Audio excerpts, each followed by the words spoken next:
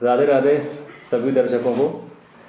बहुत समय से मैं एक टॉपिक डिस्कस करना चाह रहा था जो कि बच्चों के संबंध में है, पेरेंट्स के काम की चीज़ है और टीचर्स को भी जानना बहुत ज़रूरी है।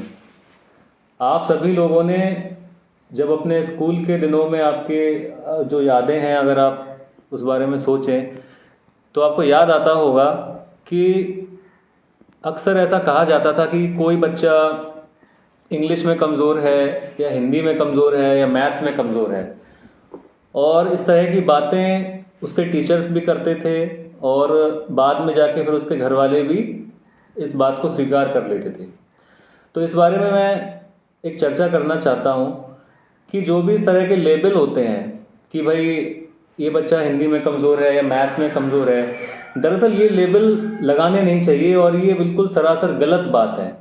होता ये है कि जब हम बच्चे को स्कूल में भेजते हैं तो एक शिक्षक के पास कम से कम 50 बच्चे होते हैं। अगर आप एवरेज तौर पे देखें, एक सरकारी स्कूल है या प्राइवेट स्कूल है, संख्या थोड़ी बहुत ऊपर नीचे हो सकती है, बट अंदाजन आप ये मान लीजिए 40 से 50 बच्चे होते हैं एक शिक्षक के पास। ठीक है, हर बच्चे का सीखने का तरीका अलग होता है। ठीक, कोई बच्चा जो है, कोई बच्चा थोड़ा जल्दी चीज़ों को समझता है, कोई बच्चा होता है कि वो थोड़ा घर में उसको तैयारी की ज़रूरत होती है, कोई बच्चा बहुत डीपली समझना चाहता है तो वो बहुत जल्दी जो है टीचर के पेस को कैच नहीं कर पाता है। ठीक, तो जब एक शिक्षक क्लास में पढ़ाता है तो 50 बच्चों में सब बच्चे अलग अलग तरीके से सीखते हैं, तो वहीं कुछ बच्चे थोड़ा सीखने में टाइम लेते हैं। अब होता क्या है कि बड़ी जल्दी ही कुछ टीचर, सारे तो नहीं, एक जजमेंट दे देते हैं कि भाई ये बच्चा इस विषय में कमज़ोर है। ठीक है, और यही बात पेरेंट्स मीटिंग के दौरान उस बच्चे के पेरेंट्स को भी बताई जाती है कि भाई आपका बच्चा मैथ्स में कमज़ोर है। आमतौर पे आपने देखा होगा कि ये कहा जाता है कि ये बच्चा मैथ्स में कमज़ोर है, कि भाई मेरा जो है हिंदी इंग्लिश तो अच्छा है लेकिन मैथ्स कमज़ोर है। अब होता क्या है कि ये जो लेबल है ये उस बच्चे के साथ लग जाता है, उसके माता पिता भी मानना शुरू कर देते हैं यही बात, और वो बच्चा भी आजीवन यही सोचता रहता है। और ना केवल बचपन तक, यहाँ तक कि जब वो बड़ा भी हो जाता है, 20 साल 25 साल 40 साल 50 साल की आयु में भी उसके दिमाग से ये बात निकलती नहीं है कि भाई मैं तो मैथ्स में कमज़ोर हूँ, मुझे मैथ्स कम समझ में आती है। तो यहाँ बात सच क्या है, क्या वास्तव में वो मैथ्स में कमज़ोर था? वो मैथ्स में कमज़ोर नहीं था, दरअसल उसके समझने का तरीका अलग था। अब समस्या ये है कि 50 बच्चों में शिक्षक हर बच्चे को पर्सनल अटेंशन नहीं दे सकता है। ठीक है, लेकिन जब रिजल्ट आता है तो सारे माता पिता जानना चाहते हैं कि भाई हमारे बच्चे के मार्क्स कम क्यों आए। तो बड़ा आसान पड़ता है ये कहना कि भाई आपका बच्चा मैथ्स में कमज़ोर है। ठीक है, एक उदाहरण देना चाहूँगा कि मेरे ही रिलेशन में एक बच्ची थी KG1 में। तो यूँ ही हम लोग पेरेंट्स मीटिंग में गए तो उसकी मैडम ने बोला ये बच्ची हिंदी में कमज़ोर है। अब आप सोचिए कि KG1 का क्लास है, ऐसा कोई बहुत ज़्यादा गंभीर टॉपिक्स भी नहीं होते होंगे, और बच्ची भी अभी छोटी है और हिंदी हमारी मातृभाषा है, कोई हिंदी में कमज़ोर कैसे हो सकता है? लेकिन बड़ा आसानी से कह दिया जाता है कि ये बच्चा इस चीज़ में कमज़ोर है, उस चीज़ में कमज़ोर है, तो पेरेंट्स भी बड़ा सीरियस हो जाते हैं कि अरे हाँ कमज़ोर है। तो देखिए, ये चीज़ें माननी नहीं चाहिए। कोई बच्चा कमज़ोर नहीं होता है, सबका सीखने का तरीका अलग अलग होता है, तो हर बच्चा अलग तरीके से समझता सीखता है। तो जब तक आप किसी बच्चे को व्यक्तिगत अटेंशन नहीं देंगे और जब तक उसको जानेंगे नहीं कि क्यों नहीं वो सीख पा रहा है, तो उसको कमज़ोर कहना गलत होगा। और जैसे ही आप उसको व्यक्तिगत अटेंशन देंगे तो आप पाएंगे कि वो कमज़ोर नहीं है, बस वो किसी एक जगह अटक गया है, इस वजह से वो आगे नहीं बढ़ पा रहा है। तो आप लोग कुछ पूछना चाहेंगे इस बारे में? आप हमारी बात से सहमत हैं या आपको लगता है कि वास्तव में कि नहीं, कोई ना कोई कमज़ोर होता ही है? देखिए, मैं ये मान तो लेते हैं कि जैसे किसी टीचर ने कहा कि वो बच्चा कमजोर है उस सब्जेक्ट में, तो हम उस बच्चे को उस सब्जेक्ट से हम कैसे निकाल के ला सकते हैं कि वो उसका स्ट्रॉन्ग से पॉइंट बन जाए? देखिए, अगर आपको ऐसा समझ में आ रहा है कि बच्चा कमज़ोर है, पहली बात तो आप ये मान के चलें कमज़ोर तो कोई होता नहीं है, कहीं ना कहीं वो अटक गया है। ठीक है, मैं आपको अपने व्यक्तिगत अनुभव से बताता हूँ कि टॉपिक कोई क्लास में चल रहा है, लेकिन मैंने क्या है कि मैं उसको शुरू से नहीं कैच कर पाया, तो शुरू के 5 मिनट में नहीं समझ पाया, किसी भी वजह से मेरा ध्यान नहीं था जो भी था। लेकिन तो अब जो आगे चल रहा है वो भी मुझे बिल्कुल समझ में नहीं आ रहा, तो मैं कमज़ोर तो नहीं हो गया। मैं घर पे गया, मैंने उसकी सेल्फ स्टडी करी, या मैंने जिनको वो टॉपिक ऑलरेडी आता था, टीचर्स हो गए, घर के बड़े हो गए या कोई सीनियर हो गए, जैसे ही मैंने उनसे समझा मुझे समझ में आ गया।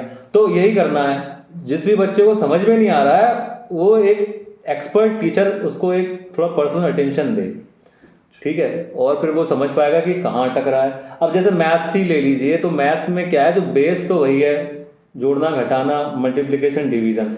तो बच्चे जहाँ तक है इसी में कम प्रैक्टिस, उनकी प्रैक्टिस की कमी हो सकती है, प्रैक्टिस की तो कमी हो सकती है, लेकिन कमज़ोर नहीं हो सकता है। अब उसका जब ये बेस में ही थोड़ा प्रैक्टिस की कमी है और आगे के क्वेश्चंस वो नहीं कर पा रहा है, तो प्रॉब्लम कहाँ है? प्रॉब्लम उसके बेस में है ना। तो आपको बेस मजबूत करना है।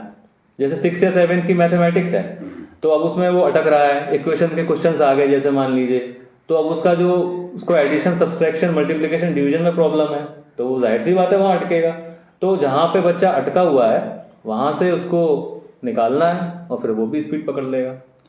आपकी बात सही है, क्योंकि जब 10th पास करते हैं तो उसके बाद बच्चे इसी बात में कंफ्यूज रहते हैं कि हमारा वीक सब्जेक्ट कौन सा है और स्ट्रॉन्ग कौन सा है, तो वो सब्जेक्ट सिलेक्ट करने में फिर उनको दिक्कत आती है। हाँ, ये तो देखिए, हो सकता है कि आप किसी चीज़ में इंटरेस्ट ज़्यादा लेते हैं, वो एक अलग बात है, लेकिन आप किसी चीज़ में वीक हैं, आप इसको कभी माने ना। और ये समस्या जो है, आप अगर आप पुरानी जनरेशन उठा के देखेंगे तो बहुत से लोग आज जो एडल्ट्स भी हैं, जो मेरी एज के हैं, मुझसे भी बड़ी एज के हैं, आज भी वो कुछ बातें मानते हैं कि ये सब्जेक्ट मेरा कमज़ोर है, आज भी मानते हैं। अगर आप उनसे कभी चर्चा करेंगे तो भी मानेंगे नहीं नहीं यार ये चीज़ तो मेरी कमज़ोर है।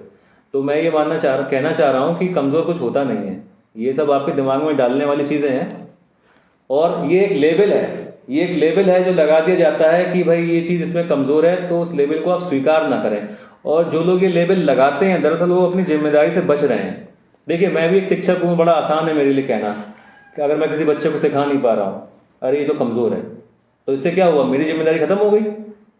भाई मैंने कमज़ोर उसको सिद्ध कर दिया कमज़ोर है, तो मेरी जिम्मेदारी खत्म हो गई, है ना।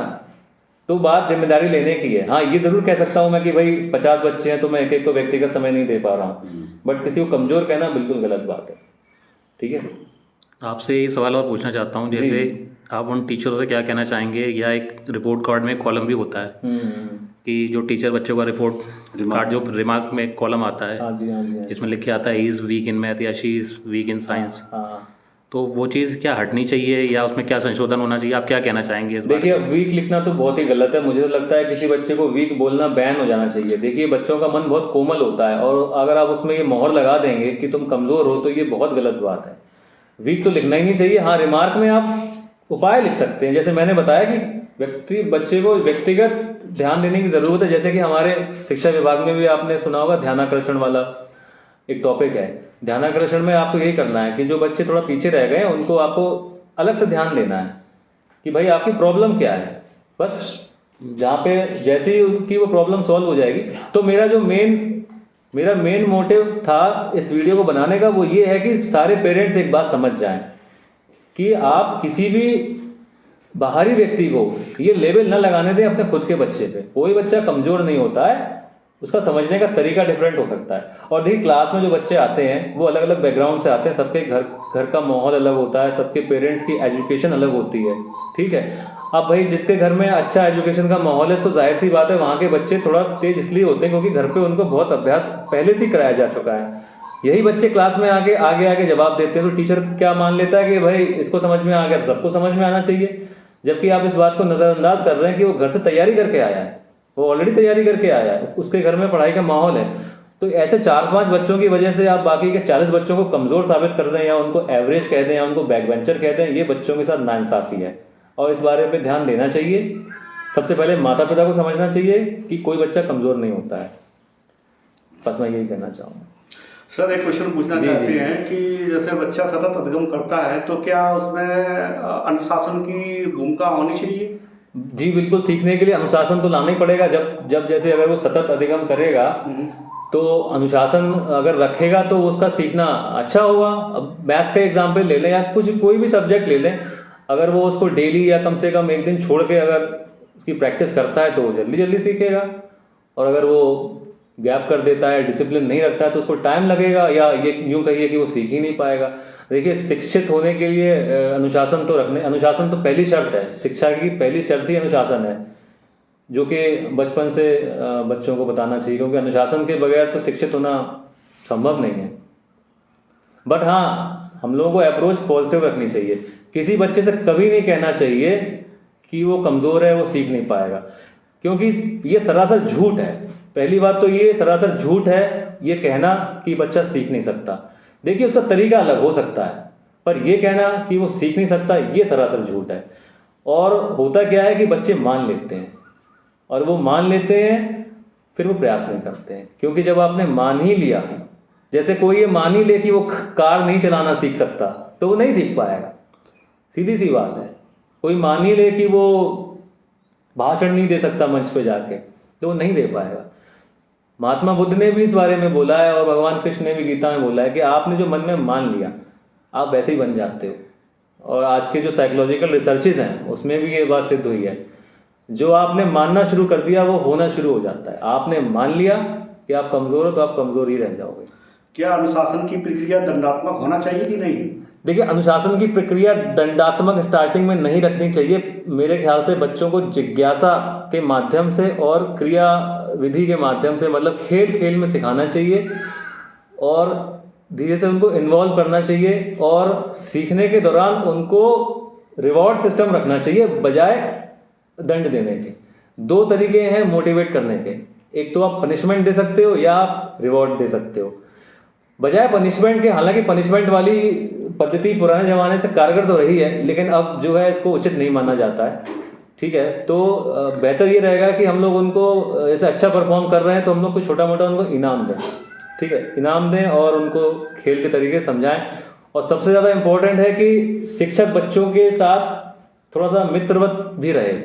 ज़्यादा तो नहीं कि बच्चा सुन ही नहीं रहा है, लेकिन बच्चे के अंदर डर नहीं होना चाहिए शिक्षक के पास आने में। अगर बच्चा डरेगा कि यार पूछें कैसे इनसे, तो फिर तो बात ही खत्म हो गई। और शिक्षक को ऐसा माहौल बनाना चाहिए। देखिए ये सारी बातें मैं अपने व्यक्तिगत जो मेरा विद्यार्थी जीवन रहा है मैं उससे बता रहा हूँ। अगर मुझे ये लगेगा कि मैं कुछ पूछने जाऊँगा तो मेरा मजाक ना उड़ जाए तो मैं नहीं जाऊँगा पूछने। ठीक है, क्योंकि छोटा बच्चा ही होता है, भले वो 6-7 साल का ही हो, उसके अंदर एक वो सम्मान वाला भाव आ जाता है। ठीक, और वो ये अपनी अपनी इज्जत और अपनी बेइज्जती समझने लगता है।